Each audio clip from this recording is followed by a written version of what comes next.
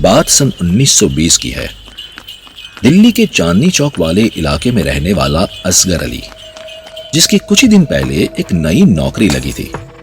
और नौकरी क्या थी? लाल किले की रखवाली। जी हां, वही लाल किला जो मुगल बादशाह शाहजहां ने 17वीं सदी में बनवाया था। वैसे तो लाल किले के कई दरवाजे थे, लेकिन उनमें से सिर्फ एक ही ऐसा था जो लोगों के आने जाने के लिए खुला रखा गया था। सन 1920 में तो लाल किले में अक्सर अंग्रेजों के कुछ सिपाही वहां रहते थे। वो पहले वाली राजाओं की रौनक अब नहीं थी वहां पर। आखिरी बार जब वहां कोई राजा रहा था तो वो थे बहादुर शाह जफर, जिनको अंग्रेजों ने 1857 की लड़ाई के बाद रंगून भेज दिया था। अगर आपको याद हो तो उसके बाद ही अंग्रेजों की भारत पर पूरी तरह से हुकूमत बनी थी और मजबूत भी हुई थी।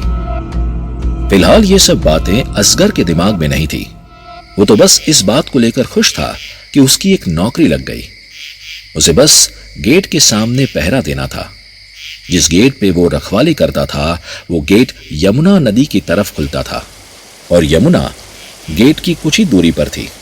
नदी और गेट के बीच एक खुला मैदान था जिसमें रेत पड़ी रहती थी।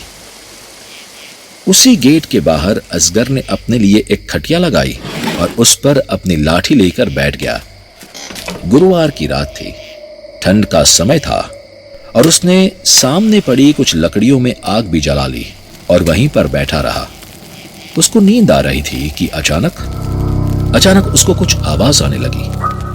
आवाज नदी और किले के पीछे के मैदान में से आ रही थी। ऐसा लग रहा था जैसे एक जुलूस निकलने की आवाज हो। काफी लोग हो, कुछ घंटियां भी बज रही थी, थोड़ी थोड़ी शहनाई की भी आवाज आ रही थी।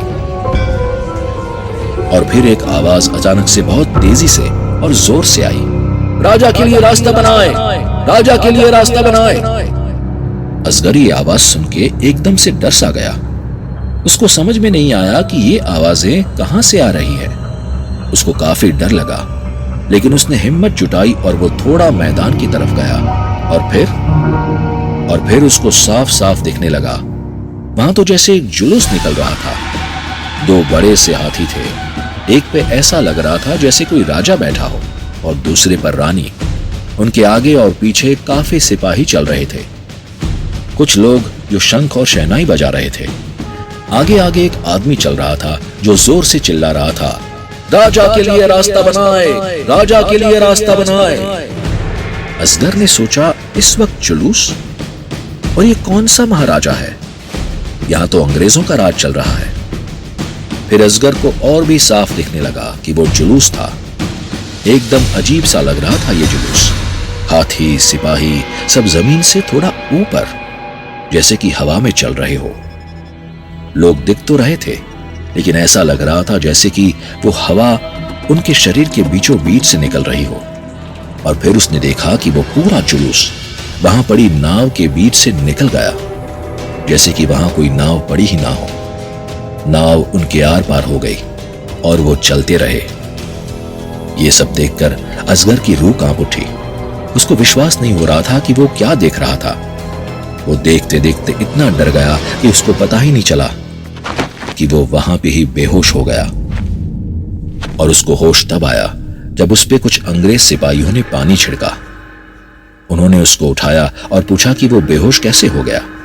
असगर को पहले कुछ भी समझ में नहीं आया कि वो वहां मैदान के बीच में कैसे पहुंच गया।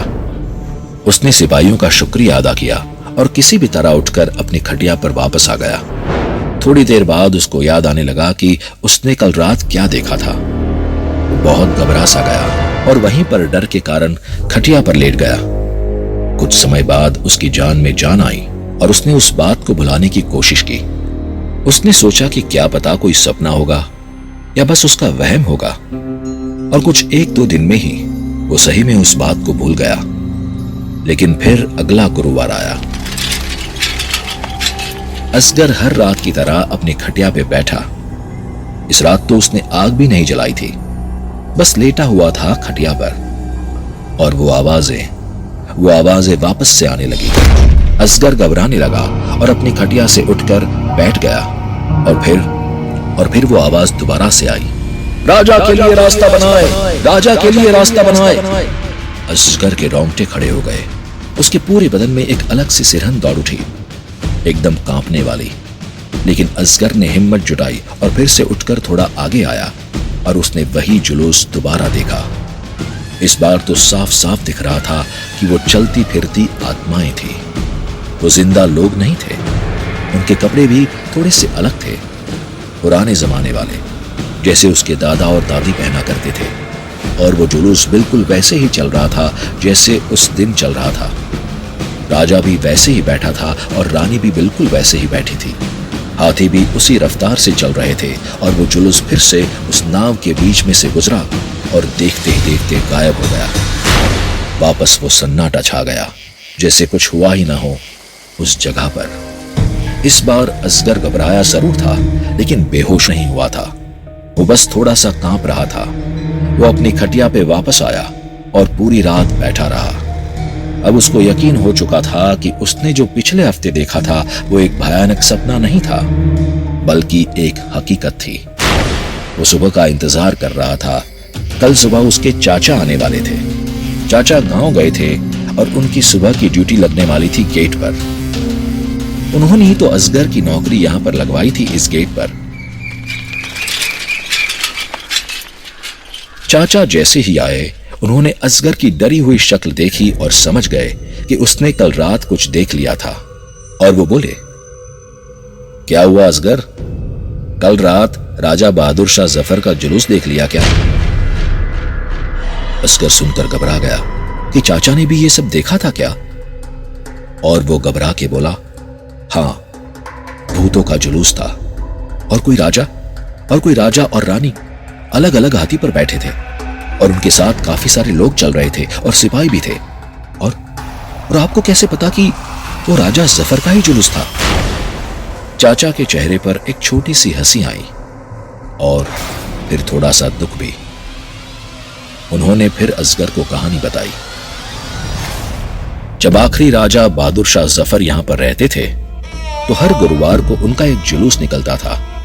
वो अपने राजाओं वाले कपड़े में सजकर और अपनी रानी जीनत महल के साथ बाहर अपनी प्रजा के बीच में आते थे। लोग उनको सलाम करने के लिए और सिर्फ उनको एक झलक देखने के लिए सड़क पर उतर आते थे। हर राजा ये चाहता है कि उसकी अपने लोगों के बीच लोकप्रियता हो। वो कई ऐसी चीजें करता है ताकि लोग उसको पसंद करें और उन्हें अपना राजा मानते रहें। बहादुर शाह जफर का ये तरीका था लोगों से जुड़े रहने का। हर गुरुवार को एक जुलूस। अफसोस कि उनकी आत्मा और उनके साथियों की आत्मा को अभी ये एहसास नहीं हुआ कि वो अब मर चुके हैं, वो अब इस दुनिया में नहीं है। ऐसा अक्सर तब होता है जब लोग बहुत गहरे सदमे से मरते हो। उन्हें पता ही नहीं चलता है और अपनी पुरानी दिनचर्या में वो लगे रहते हैं। इसलिए हर गुरुवार को राजा और उनका जुलूस यहां से निकलता है, बिल्कुल पहले की ही तरह। असगर कहानी सुनकर दंग रह गया। वो और चाचा उस खाली मैदान की ओर देखते रहे, जैसे कि जुलूस अभी कभी भी वहां से निकलेगा। और उसके बाद हर गुरुवार वो भी उस जुलूस का हिस्सा बन गए, लेकिन एक जीवित प्राणी की तरह। सब्सक्राइब कीजिए हमारे YouTube चैनल डिंग डंग डोंग को ऐसे ही मजेदार किस्से और कहानियां सुनने के लिए, और कमेंट करके बताएं ये वीडियो आपको कैसा लगा। अगर अच्छा लगा हो तो प्लीज एक लाइक कर दीजिए और शेयर कीजिए अपने दोस्तों के साथ।